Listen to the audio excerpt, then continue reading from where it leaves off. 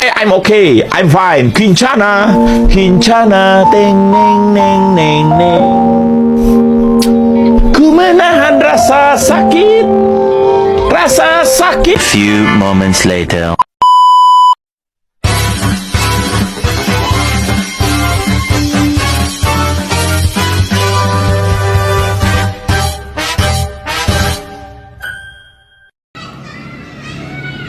Assalamualaikum warahmatullahi wabarakatuh. Perkenalkan, nama saya Halila dengan NIM 21140006 dari Program Studi Komunikasi dan Penyiaran Islam.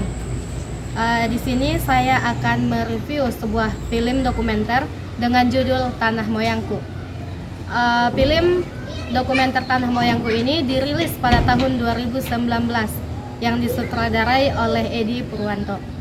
Film dokumenter ini mengangkat tentang isu agraria, di mana perampasan tanah milik Indonesia.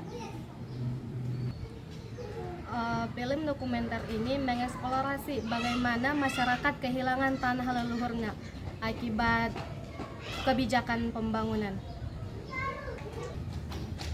Adapun cara penyampaian narasi yang dilakukan pada film ini yaitu melalui pendekatan emosional.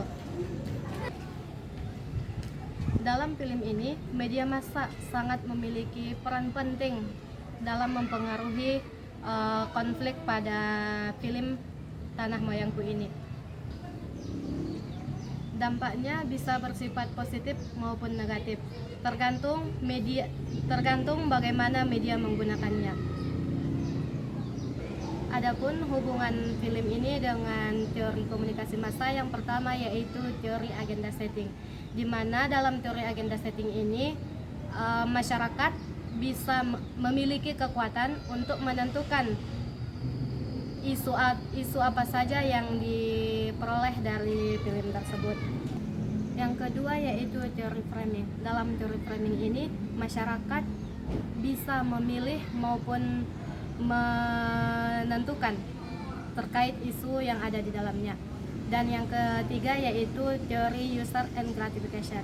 Dalam teori ini masyarakat bisa menentukan atau memuaskan kebutuhan mereka, baik itu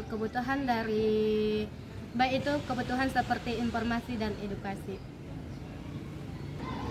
Saya sangat merekomendasikan film dokumenter Tanah Moyangku ini kepada audiens. Yang pertama yaitu meningkatkan kesadaran tentang konflik agraria, dan yang kedua menyoroti ketidakadilan yang terjadi dalam masyarakat.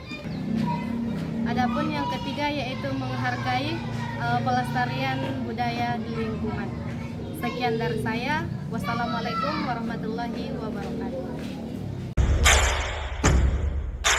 Sengketa lahan seperti ini banyak terjadi di Indonesia.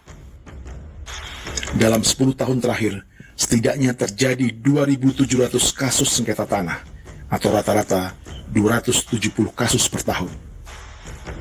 Kasus terbesar adalah sektor perkebunan, disusul sektor properti dan infrastruktur.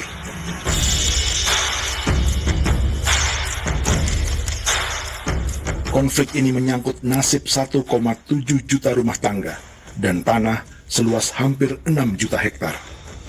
Namun akar masalah tanah hari ini dapat ditarik hingga ke era kolonial Belanda. Saat itu, setiap tanah yang tidak bisa dibuktikan kepemilikannya dianggap tanah negara. Masalahnya, bukti kepemilikan yang dimaksud adalah dokumen dalam bentuk surat-surat tanah atau sertifikat. Tentu saja ini memicu masalah, karena sebagian besar tanah di Nusantara adalah tanah adat sejak era pemerintahan Presiden Soeharto, atau ketika Undang-Undang Pokok Agraria tak lagi digunakan sebagai pegangan kebijakan.